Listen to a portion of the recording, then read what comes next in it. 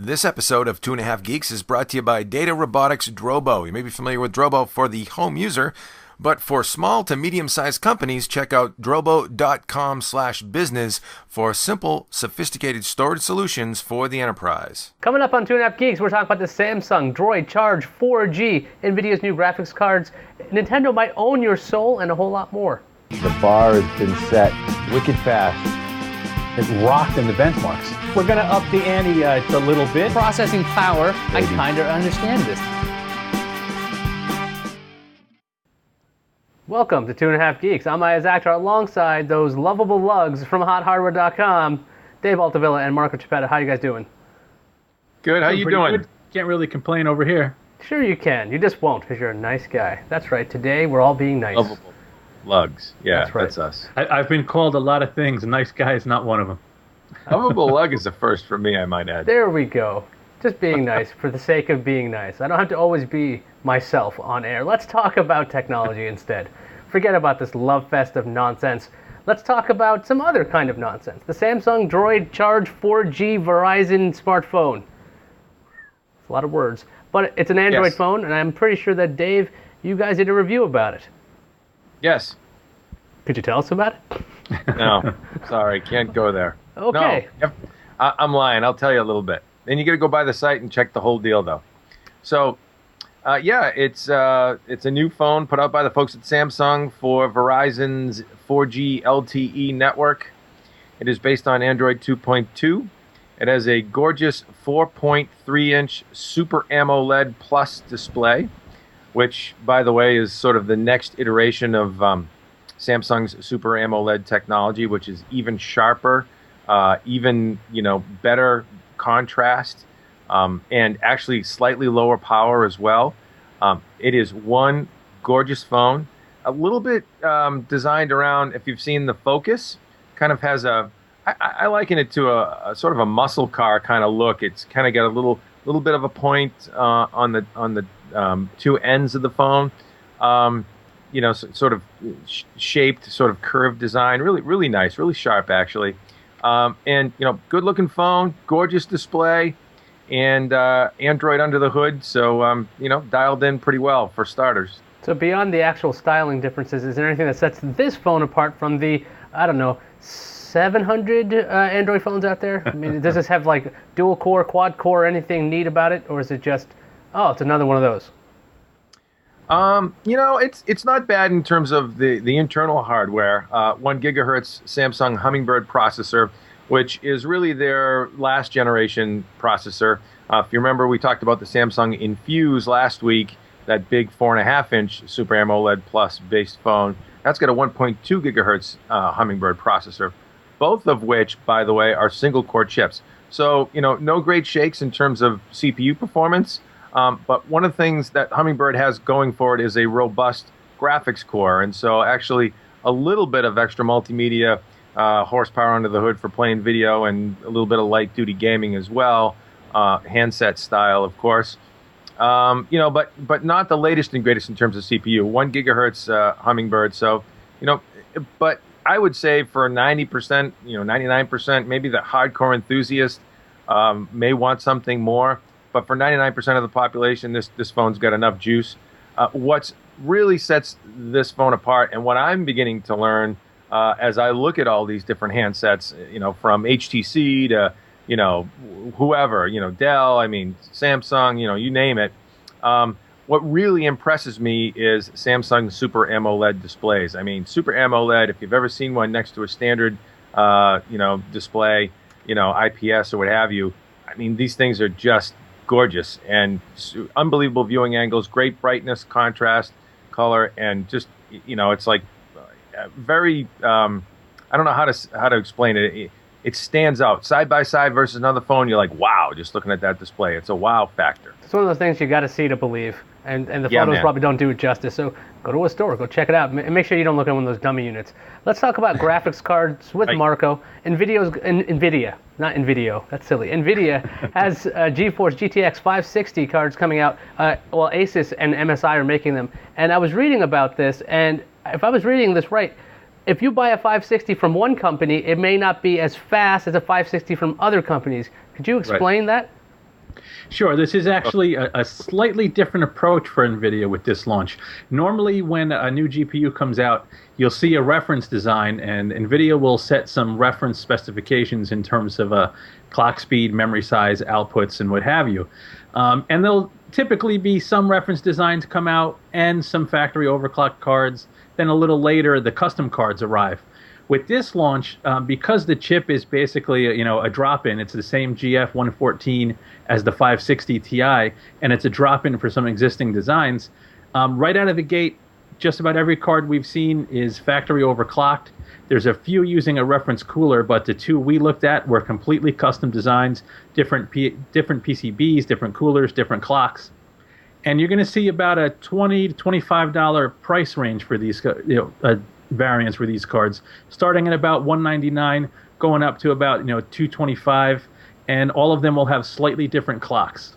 I'm kind of curious about your opinion on, is this going to confuse people? Is this going to drive people away from the 560 in general just because they don't know which one is the fastest? I mean, this approach seems a little different. Well, it is a little different. It may confuse some people. Technically speaking, even though one card might be $5 more and be clocked 20 megahertz higher, an enthusiast that knows what they're doing, there's no reason you can't overclock to the same speed. There's plenty of headroom left in the GPUs. So in the hands of an enthusiast, they'll all perform the same similar if you overclock to a similar level. Normally, I'd say it would be confusing for some users, and the market is kind of congested in this price point. But in terms of testing versus AMD's cards and NVIDIA's previous 199 card, the GTX 460, the new 560 offers better performance and competitive pricing, so you really can't go wrong with any one of them, in my opinion. They're all pretty nice. So you don't really think this is a bad thing, that they're differentiating this at all? Not for me. We're geeks, and hot hardware readers tend to be more informed about this stuff. So if they have to explain to their friends, maybe their friends are a little confused by it. But the guys reading our site and guys like us, it's just another bullet point in terms of specs. It's all about the audience. Let's talk about something people never read or even pay attention to. EULAs. Nintendo 3DS apparently has some really scary language apparently in one of their EULAs, where pretty much they own everything you ever do with the 3DS. And I'm pretty sure some people are angry about this. Dave, what can you tell us? It's worse than that. They actually own you as well. Oh, that's good. Believe it or not. It's an amazing thing. I don't know how many times you've seen a EULA pop up in front of your face, and end user license agreement, for those who are not familiar with the acronym, and you just check it off and just keep going, right? I mean, do you ever even really consider it? Well, the answer is you probably should, especially if you're looking at things like gaming systems these days, because they're getting pretty ballsy, to put it frankly. And Nintendo has taken a page out of the book of Sony, it appears. And if you look at their end-user license agreement and what they actually ask you to authorize, they in one of the privacy policy statements, Joel Kruska wrote this up for us in the news. And one of the privacy policy statements, they actually say that you authorize us to collect personally identifiable information about you. And so, we're going to collect that in case we need to enforce or go after some bad guys that are on our system. And, if we need to, go after illegal activity, what have you, we're going to collect your personally identifiable information. What do you think about that, Iyaz? You're authorizing somebody to do that when you sign that agreement. Well, otherwise, don't use our stuff. I'm sure that everybody's actually sitting there and reading the entire thing and not just ripping open the box and playing a 3DS, right? They never do that. Right? No, nobody ever does that. I mean, I was taking a look at the EULA myself, and it says stuff like, by accepting this agreement or using a Nintendo 3DS system, you also grant Nintendo a royalty-free, irrevocable, perpetual, non-exclusive, and fully sub-licensable license to use, reproduce, modify, adapt, publish, blah, blah, blah, your content. So if you're taking photos with your 3DS, Nintendo can go ahead and use that. So. Okay, you just wrote a novel in Microsoft Word. Microsoft now owns your novel because you wrote it in their stuff. That's a great deal. What do you think about that? I'm all for it. How about you, Marco? Would you love this? You know what's funny? I think this is one of those situations where you let lawyers and maybe bean counters write something, and the more practical guys didn't read it. I can't think that these guys at these companies think it's okay to have EULAs like this. I don't know. Maybe I'm crazy. Pretty sure that that's kind of boilerplate stuff. That pretty much what's probably happening is if you use like the Nintendo 3DS camera and you upload it to Nintendo's services, then they want to show off those photos in a later thing. Like, I mean, a lot of social networks do the same kind of thing. We can use whatever we want because you put it up on our site. A lot of people don't read that stuff.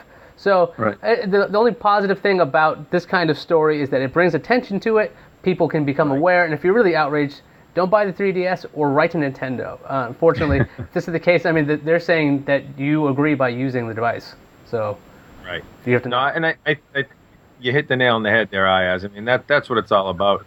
And really, kudos to Joel Ruska. I'll give him a pat on the back for that, and maybe us as well. We really, as the public, we need to talk about this. Whether it be the media covering stories like this in the news, or just end users talking about this thing. Don't just check off that end user license agreement and be okay with it. Raise concern when a manufacturer oversteps their bounds, and maybe you'll embarrass them with their overzealous ways and have them change it for the next time. I mean, end user feedback is huge, and we need to keep that coming, because you will affect the process in the long term, guaranteed. Yep. Well, something that makes me slightly confused is the MSI XSlim X370 fusion-powered ultra-portable. It kind of looks like a netbook to me. Marco, I know you've checked it out. Is it a netbook? Is it an ultra-portable? What's the difference at this point? And what can you say? So it's kind of one of those tough to define notebooks. It's powered by AMD Zacate, the fusion processor, the E350 APU, which is a CPU core and GPU core, on a single chip. The form factor, it's definitely a step up from a netbook. It's more akin to a mid-range ultra-portable. But the performance of Zacate, it's better than Atom, but not quite on the level of an Intel CULV. But it's got better graphics. The integrated Radeon graphics in these chips is better than anything that Intel's offering in the same space right now. So you end up with kind of a mix of performance. If you're looking strictly at like raw CPU performance, okay, it's not quite there with the CULV. But you factor in multimedia stuff, some light gaming where that GPU can kick in, and it's pretty nice. And the main benefit of these APUs is they're low power, so you end up with great battery life. The machine did 355 minutes in our battery life test, which is awesome. So I wouldn't call it a netbook. I wouldn't call it, a super slick, nice, ultra portable. It's somewhere in between. But MSI has the form factor right. It's a nice, slim machine. It's good looking. The exterior is really nice. Couple of minor niggles with the interior, kind of plasticky feeling keyboard keys and wrist rest. But overall, a pretty slick machine. So with the APU, I'm assuming that you're not going to be doing any serious gaming on this thing. But you got power saving, so it's probably good for like documents and all that kind of stuff. Like who's the actual customer for this particular laptop? So I think there's a broad range of customers that would like a machine like this. Somebody that wants a highly mobile machine, it's only a 13.4-inch screen. Somebody that's going to want good battery life and that's not going to have to compromise as far as what multimedia content they can run. So you could probably run virtually any game. You have the benefit of using AMD's very mature graphics drivers. It just may not have the horsepower to do high frame rates with high settings. So you'll have the ability to run virtually anything that any other Radeon can run. You have great multimedia playback, and the CPU is fast enough for any everyday chore. So I'd say somebody that's looking for a highly mobile, affordable, decent performing machine would be pleased by something like this. What was the price of this thing again? $600, $599. Aha, not too bad, not too shabby at all. Right. Good point, Iyaz. I was going to jump in on that because it would seem to me that we can see a lot cheaper fusion-based notebooks. Ultralights like this. I mean, let's face it. There are some Core i3, Core i5 machines in the market by Intel right now. Lower end SKUs of full notebook chips, full power notebook chips, not CULV. I mean, you can find them for in that price range, and I don't think we're there yet in terms of what AMD and the manufacturers can wring out of these things for cost. I wouldn't be surprised if, in the coming months we see a notebook like this drop $100 or so. I think that's more like the price point it should be at, 400 or so. Yep. What do you think? Just to make a couple more quick points, if I can, what MSI does to kind of differentiate this from some of the, say, $350, $400 E350 based machines, you have the form factor one. It's definitely slicker than your typical netbook. You also have an 8-cell battery included, which is going to give you that nice long battery life. A big 500 gig hard drive, which is uncommon, especially for a netbook or a low-end notebook. You typically see a 160 or a 320. So there are things that make the machine stand out and somewhat justify the price. But yeah, if you want similar performance, you can get it for less. It just won't have the same kind of form factor and features. You guys are doing an awful lot of talking. I think you guys are stalling. What's going on with your contests, by the way? Isn't there supposed to be giveaways? Who wants to cover this? Who wants to explain themselves? Want me to dive in? Yeah, why don't Go ahead, bro. Want me to dance on this? Because I'm going to be tap dancing a little bit. Let's go. Honestly, we need to assemble the wares. We need to, circle the wagons and collect our, the masses behind us, get some critical mass going on this contest. But we have it in the works. Can't tell you exactly what we're putting together. We kind of went off on a little bit of a tangent. The AMD Fusion Developers Conference, we actually have, 30 plus people that have signed up to go, and there's more streaming in, trying to get some more seats for that. So we had to work that giveaway for a little bit, but we're getting back very quickly. In the next week, we'll be assembling a spec list with the manufacturers to announce yet another killer gaming rig giveaway for the good folks that are in the Hot Hardware audience that we know want to keep participating in the community and getting noticed so that they can win the next big thing. Okay, well, I'll accept that as an answer. Anyway, I need to jump in too. And in all fairness, we did just give away $7,500 worth of tickets to that summit, and nobody gives away more systems than us. So if it takes us a little longer once in a while, please bear with us. Okay, this is completely acceptable. And if you want to find out when that contest goes live, the next one anyway, or maybe read about the stories we've covered on the show, check out HotHardware.com. Or if you want to go around the web, check out dig.com/HotHardware or twitter.com/HotHardware. Maybe even facebook.com/HotHardware or youtube.com/HotHardwareVids, where you can see all kinds of video. So like moving pictures occasionally. It's fun stuff. Funny rabbits. Cool. Would anyone like to add anything else before we call this a session? I'd like to say thank you.